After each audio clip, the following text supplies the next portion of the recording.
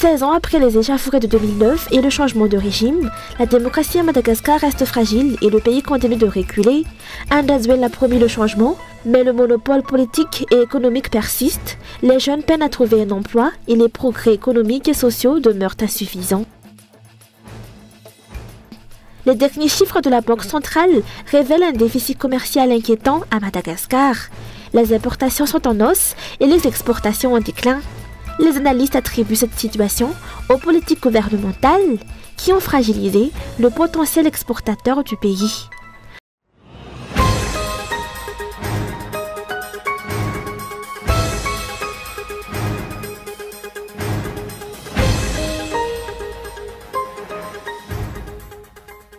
Force de constater qu'aujourd'hui, 16 ans après les échauffourées de 2009, aboutissant à un changement de régime, la démocratie demeure fragile et Madagascar ne cesse de reculer.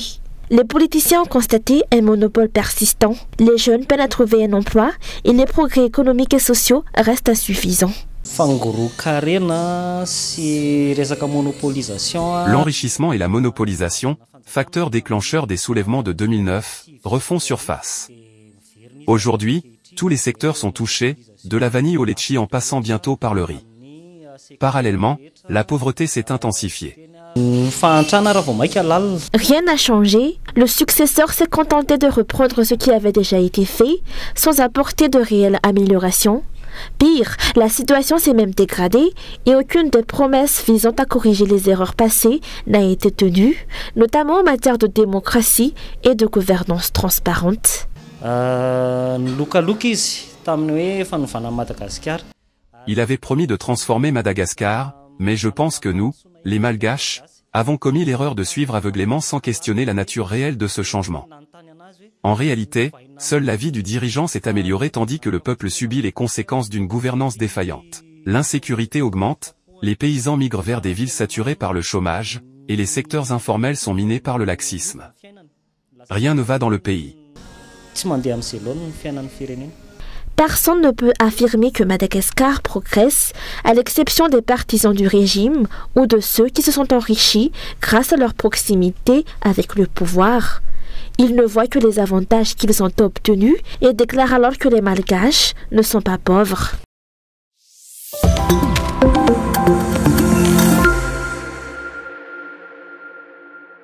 Les derniers chiffres publiés par la Banque centrale indiquent que Madagascar enregistre un déficit commercial préoccupant. Les importations s'accroissent, tandis que le secteur des exportations est en déclin. Au cours des 9 premiers mois de 2024, ce déficit a doublé, passant d'environ 600 millions de dollars en 2023 à près de 1000 millions de dollars. Les analystes économiques pointent du doigt les politiques gouvernementales qui ont gravement compromis le potentiel exportateur du pays comme l'une des principales causes de cette situation. L'an dernier, la valeur des exportations malgaches a fortement diminué, notamment pour le nickel et le cobalt, dont les prix ont chuté. Il y a eu aussi une baisse de la demande mondiale. La vanille, pourtant largement exportée par Madagascar, a également subi une dépréciation. Parallèlement, les importations massives ont accentué ce déséquilibre, 75% des produits de première nécessité sont importés, ce qui a contribué à creuser davantage le déficit. La dévaluation de la monnaie malgache évaluée aujourd'hui à presque 5 milliards pour 1 euro illustre directement ces erreurs de politique économique. Les répercussions sur la population s'annoncent encore plus préoccupantes. Les politiques des dirigeants sont les principales responsables de ce déficit. La politique monétaire malgache manque de clarté. La solution réside dans le renforcement de la production locale. Une économie qui ne favorise pas cette production interne et qui dépend excessivement de l'exportation engendre ce déficit, entraînant ainsi une dévaluation continue de la monnaie nationale et une augmentation des taux directeurs de la Banque centrale. Ainsi, pour redresser l'économie, la dirigeante devrait privilégier la promotion de la production locale.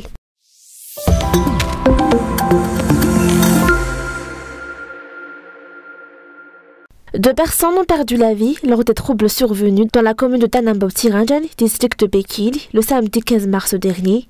Selon les sources, un groupe d'environ 200 personnes, partisans du comte d'Aïrmar de la localité, a attaqué le nouveau maire élu du parti Avi et ses partisans. Ces derniers se sont défendus, tuant l'un des assaillants. Le fils aîné du maire, également ancien maire, a été tué alors qu'il sortait pour appeler au calme.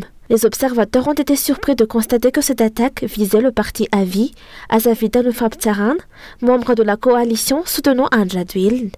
En réaction à cet incident à Bekil, les politiciens ont dénoncé un régime tyrannique qui n'épargne même pas ses alliés.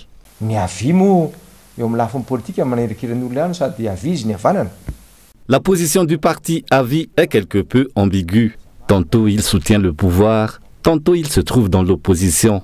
Mais on sait que de nombreux membres de l'Avi occupent des postes élevés, nommés par le régime actuel. C'est pourquoi les gens se demandent pourquoi ils se battent entre eux.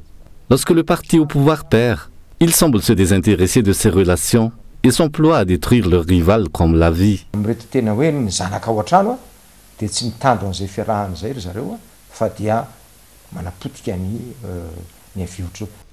Le chef du district et le commandant de la brigade de la gendarmerie se seraient rendus sur place, mais aucune mesure n'a été prise et aucune arrestation n'a été effectuée. Selon le président national du parti HVM, cette confrontation, qui a fait des victimes, a été laissée se dérouler sans intervention. Les partisans du régime se livrent à des affrontements internes et semblent indifférents à l'intérêt supérieur de la nation.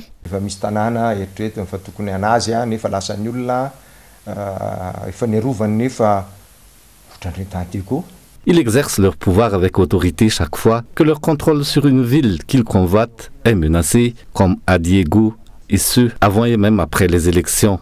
Le respect du choix du peuple ne fait pas partie de leur mode de gouvernance. Pourtant, c'est là la première action essentielle pour protéger les intérêts supérieurs de la nation. Nous sommes une démocratie et nous devons préserver les élections. Cela implique le respect de l'état de droit plutôt que d'utiliser les ressources de l'État et le personnel, comme les chefs de Fonkuntan et les chefs de district, pour s'assurer de votre élection. Ce n'est pas ainsi que l'on préserve les intérêts supérieurs de la nation.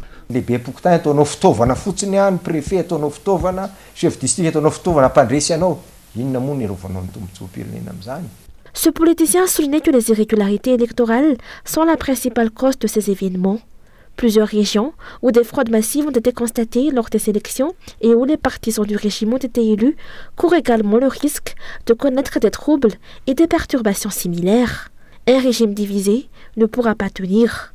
Ce politicien a souligné que les irrégularités électorales sont la principale cause de ces événements. Les autorités compétentes se doivent maintenant de réagir.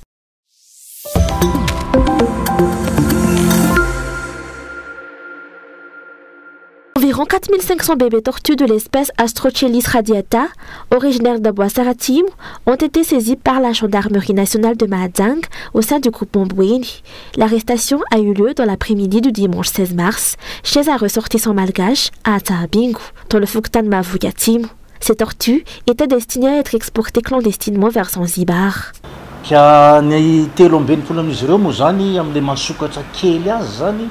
Parmi eux, 36 ont succombé et 493 ont survécu. Un grand merci à ceux qui ont fourni des informations aux autorités, permettant ainsi de démanteler cette contrebande.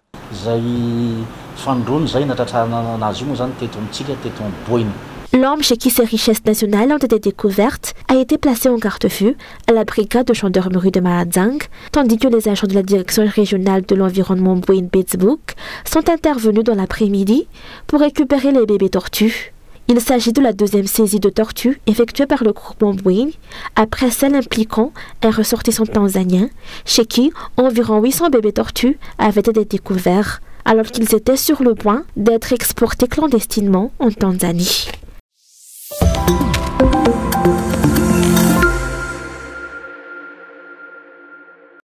Après le taximoto, c'est au tour des membres de la Fédération de Taxi Datanlaji Vrenvuij, FTAR, d'exprimer leur mécontentement.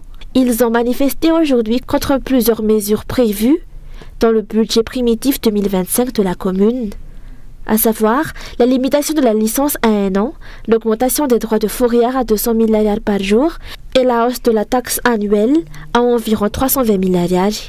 Face à la baisse de leur clientèle et aux nombreuses difficultés qu'ils rencontrent, ils dénoncent des prélèvements excessifs qu'ils jugent insoutenables. La commune aurait mis en place la SMEV, à laquelle nous sommes désormais tenus de verser des frais.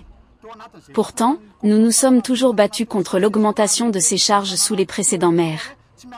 Nous savons bien que la SMEV a été créée dans le but d'accroître les bancs d'essai des taxis.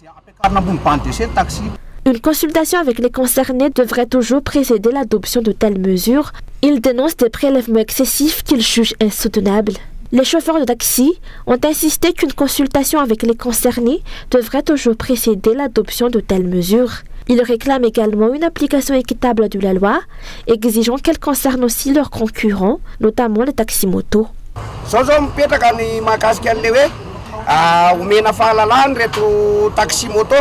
Les taxis-motos bénéficient d'une liberté, mais jusqu'où cela ira-t-il? Suffit-il simplement de payer pour avoir le droit de transporter des passagers? Nous n'avons ni peur de la concurrence ni du développement, mais nous exigeons de la transparence et une véritable réglementation. Il faut une loi claire, avec des clauses précises, qui garantissent l'équité, notamment pour ceux qui sont en règle et s'acquittent de leurs impôts. Face à la volonté de la commune urbaine d'Antananarivo d'imposer des taxes jugées excessives aux chauffeurs de taxi, la Fédération des taxis d'Antananarivo a convoqué une assemblée générale d'urgence ce jour à son siège à Casamance.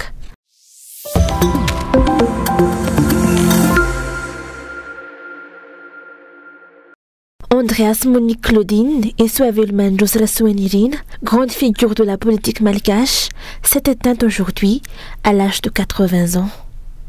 Tout au long de sa carrière, elle a occupé plusieurs postes ministériels et a œuvré pour la coopération régionale en tant que secrétaire générale de la Commission de l'océan Indien entre 2004 à 2008. Par ailleurs, elle a marqué l'histoire en tant que médiatrice de la République de Madagascar de 2009 à 2021. Plus récemment, elle faisait partie des nouveaux membres du Conseil de l'Ordre national, notamment de la province de Tuliar. Cool TV FM présente ses sincères condoléances à sa famille.